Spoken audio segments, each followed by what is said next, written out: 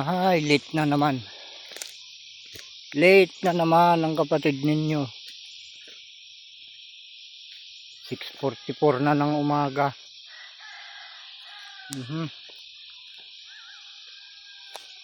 Ito ang kwan ngayon.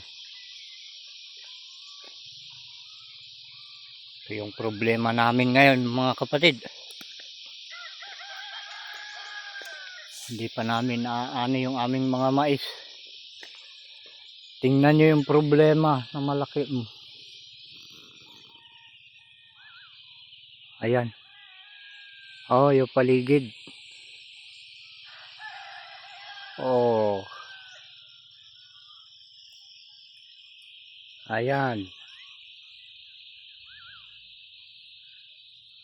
Diba? Problema talaga ito, mga kapatid. Sa pizza 7 pa lang ng Mayo kami magsisimulang mag-ani. Ayun palang anak ko, sila pala mag-ani. Pero ganito. Ay nako. Ano, kasano ato yan. Ika ng Ilocano. Buti pa ito mga ito, nakaani na. Ayan. So, mayroon pa doon mga gawiro na kuno. Panakakaano. Doon.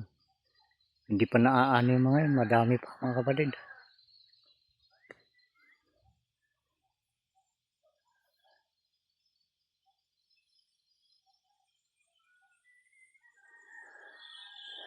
Medyo malakas yung ulang kahapon dito sa amin.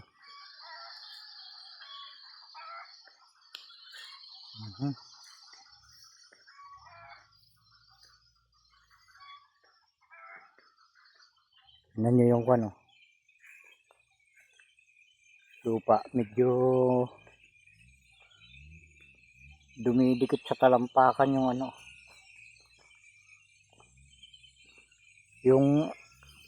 Yung alikabok dumidikit sa talampakan.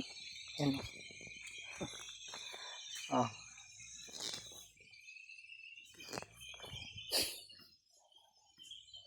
Dahil nga yung ulan kahapon.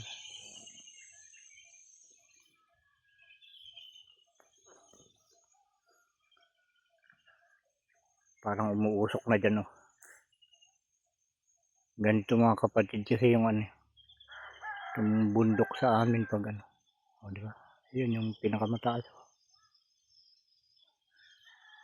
Natatakpan na. Ganyan talaga yung bundok dito sa amin pag ganitong ano na. May mga ulan na malalakas, mga kapatid. Ganyan yung itsura ng ulap, oh. Bumababa. Ayan, oh.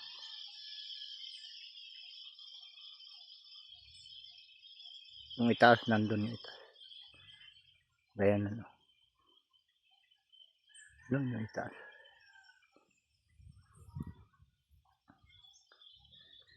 Kahit doon, tingnan nyo. Basta nyo parang ulap po, bumaba. Kuwan daw yan, mga kapatid, yung singaw ng lupa pag umulan na malakas. Singaw ng lupa dito sa amin yan. Dahil ang ilalim ng lupa dito sa amin, mga kapatid, bato. Bato yung ilalim, kaya kung ano pag makakita ka ng bukal dito sa amin, mga kapatid, napakalamig. Dahil bato nga yung ilalim niya. Naka-steading malamig yung tubig.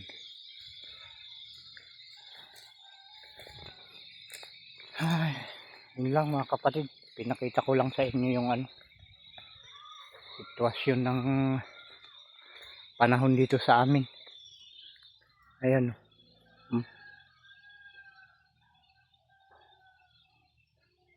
Yung init. Nakatago. Nagtatago. May pinaplano ata. Okay.